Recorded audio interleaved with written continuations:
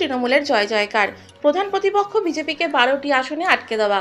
তারপর বিধানসভার 4টি আসন, উপনির্বাচনেও 4-4 তৃণমূল। একের পর এক জয়ের পর ধর্মতলায় প্রথম 21-এর সমাবেশ। আজ রবিবার 43 নম্বর ব্লক তৃণমূল কংগ্রেস কলকাতার সেন্ট্রাল অ্যাভিনিউয়ে এক শিবিরের আয়োজন করেছে।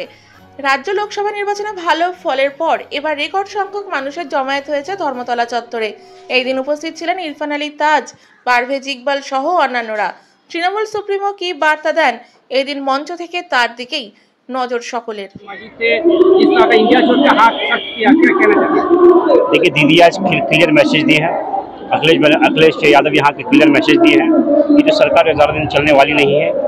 बहुत जल्द इंडिया का नया सरकार दिल्ली में आएगा और ये जो नकली सरकार है इसको दूर हटाया जाएगा। बहुत ज़रूरी है लोगों के भलाई के लिए, वापस अच्छे दिन को हिंदुस्तान में लाने के लिए फिर से इंडिया जोट का सरकार बनाना बहुत ज़्यादा ज़रूरी है।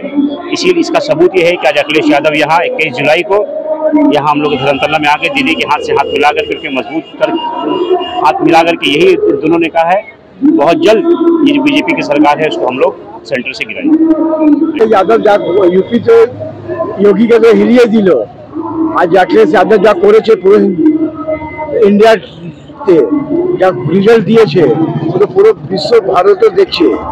আর মমতা দিদির সঙ্গে অখিলেশ যাদব একটা মাইন্ড আছে, মনে হচ্ছে আগে এবার ইন্ডিয়া গভর্নমেন্ট খুব তাড়াতাড়ি ফর্ম হবে। সামনে যে আরো যে চুনাবগুলো আছে সেক্ষেত্রে বিজেপি কি বিজেপি যা করছে, বিজেপি রাষ্ট্রীয় হাওয়া হচ্ছে, বিজেপি হাওয়া শেষ। আর বিজেপি মনে হচ্ছে আসতে পারবে না। আর ইন্ডিয়া এখানে আসবে সব দল মিলে। আমরা আশা করছি খুব তাড়াতাড়ি পুরো ইন্ডিয়ার টিমে একবার গভর্নমেন্ট ফর্ম করবে খুব তাড়াতাড়ি। বাকি অসাধারণ মানুষের জন বাসন্তী বলতে পারেন আপনি, মানে এত লোক যে হয়েছে মানে এটা তুলনা করা যায় না। বিজেপি দেখে এবারে বুঝতে পারবে যে বাংলার লোকের কিভাবে উত্তর দিতে পারে। বিজেপির যেগুলো মেন স্ট্রেংথ ছিল সেগুলো সেই সব দেশে সেই সব স্টেটে ওদের ভাঙন পড়ে গেছে, নিজেদের মধ্যে যুদ্ধ হচ্ছে।